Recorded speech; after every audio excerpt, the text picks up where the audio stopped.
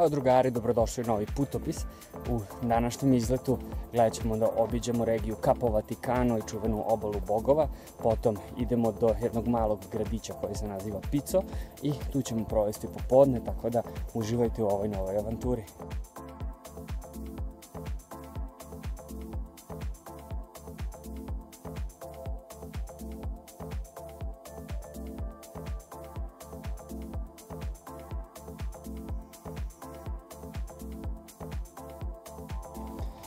Obala bogova ili Costa del Dei je jedan potez prelepi ove kalabrijske obale, gde su junaci još dolazili iz antičkog grčkog perioda da prosto traže mesto proroka koja je proricala sudbinu gledajući tako kako lete ptice.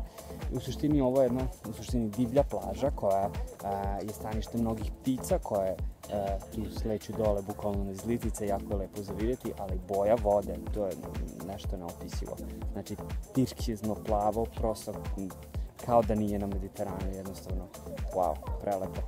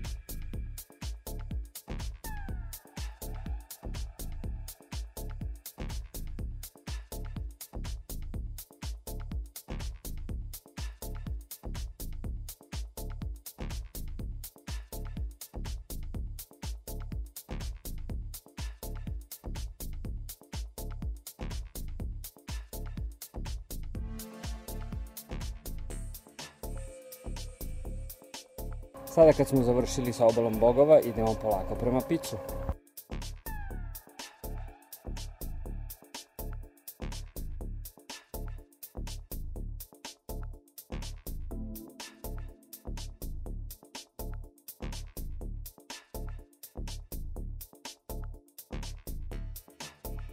Evo drugari, upravo smo došli u Pizzo, mali italijanski gradić, malo selo.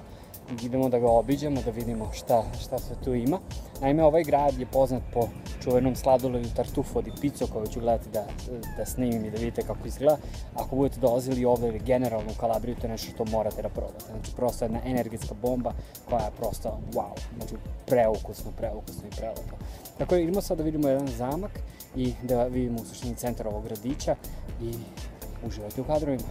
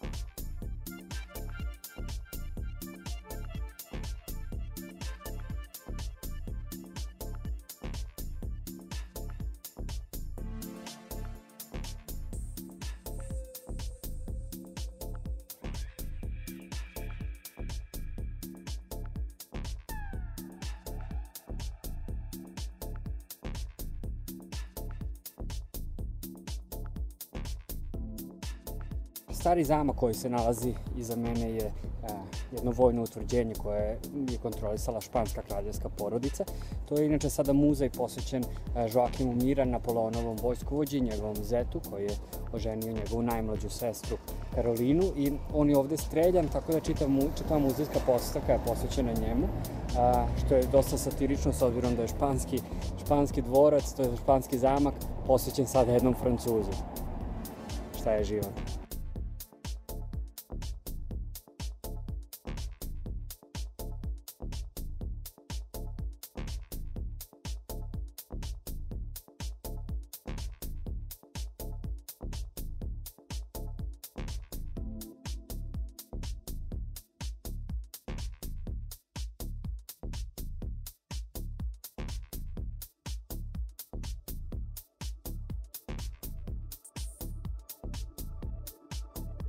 Upravo ćemo ući u stari Castello koja je posvećen, kažem, Napoleonovom zetu i ovaj srednjovekovno vojno utvrđenje je sada u suštini jedina veća kulturna istorijska znamenitost u ovom gradu. Tako da idemo unutra da vidimo šta sve ima.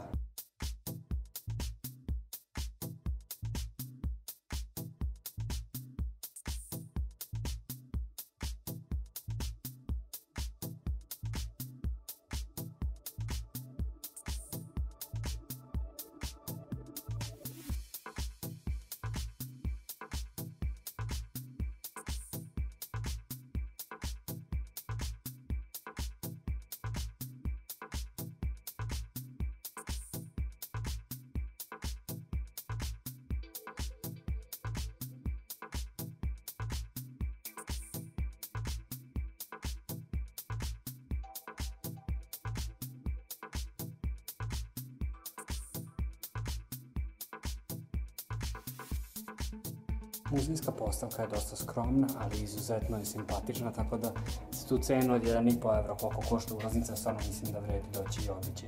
S obzirom ako već dođete u Pizzo, ovo je, kažem, najznačajniji, najinteresantniji muzej, tako da svakako vredan posete.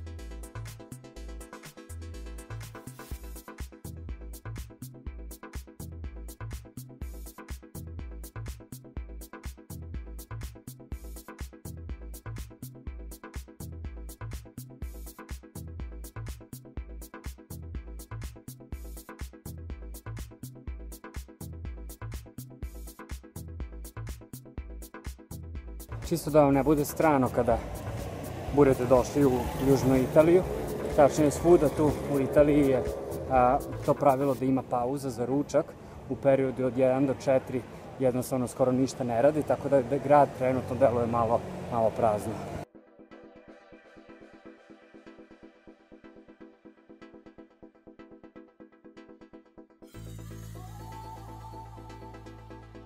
Sad ćemo da vidimo kako se pravi čuveni tartufo di pizza slatko.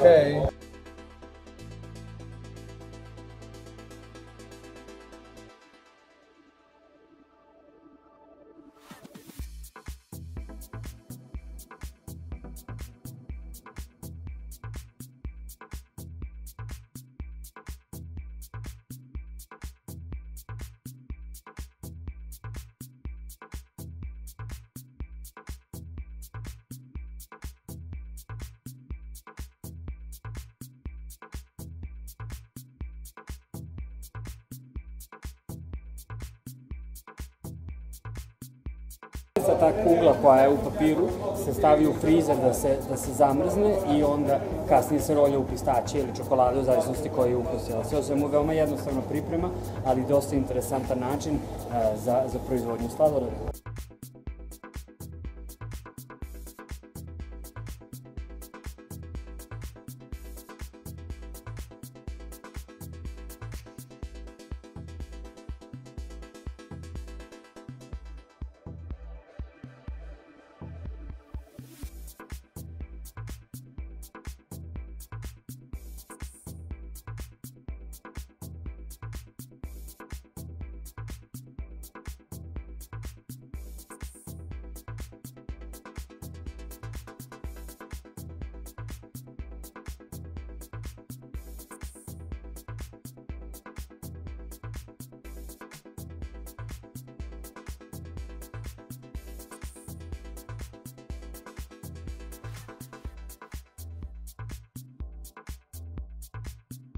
Inače, samo naselje Pizzo, to jest gradić Pizzo, je dosta malo, broji svega par hiljada stanovnika. Tokom letnje sezone bude ih malo više s obzirom da je takođe turističko mesto.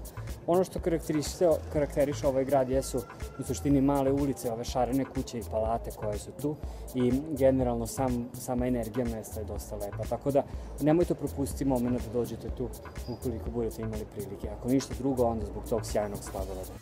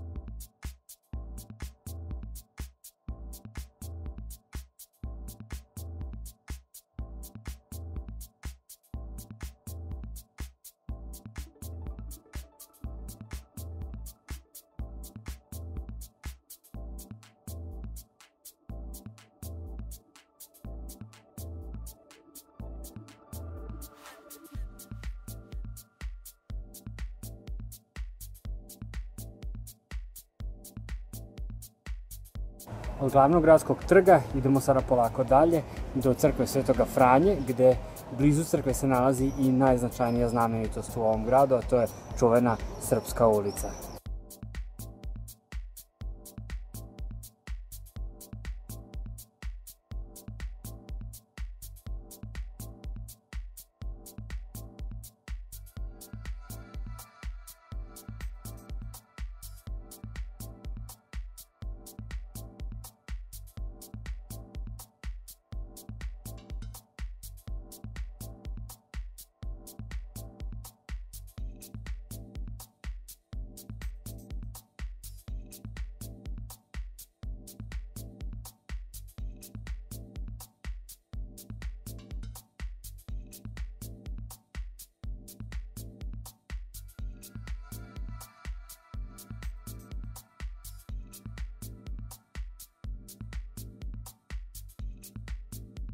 Ovaj drugi deo gradića koji vodi prema crkvi Svetog Franje i Srpskoj ulici je prosto prelep. Naime, ovako može da se vide ulice koje vode do mora i stvarno, znači, prepuno boja i detalja.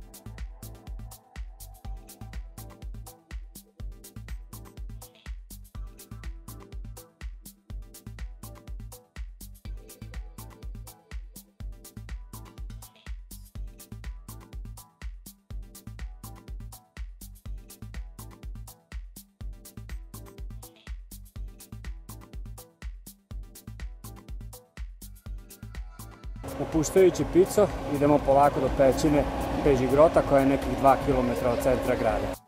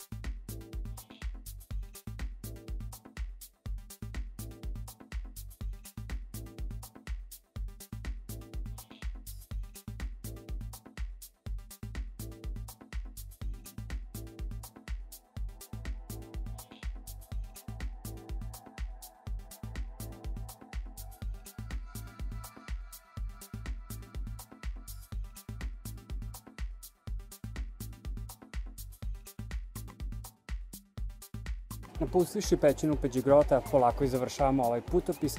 Iskreno se nadam da ste uživali u ovim prelepim kadrovima iz regije Capo Vaticano i iz samog grada Pico. Vidimo se, drugari, u novom putopisu. Ćao!